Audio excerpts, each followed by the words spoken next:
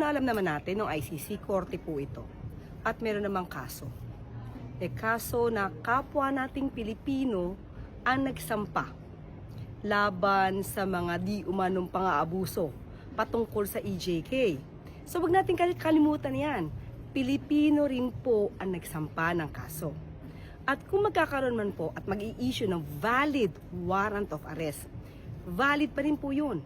At meron lamang silang nais na mapanagot. So bakit ba lagi nating sinisisi ang korte? Sinisisi natin ng administrasyon.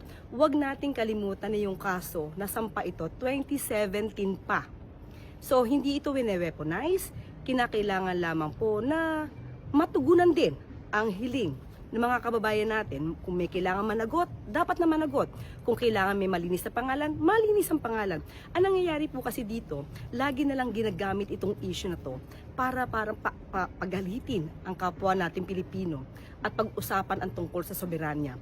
Tandaan din po natin, meron tayong batas na mismo nagsasabi na tayo, ang bansang Pilipinas, ang state natin, ay maaaring mag-surrender ng mga respondents. Yun ay naaayon sa RA 9851. Huwag natin kalimutan po yan.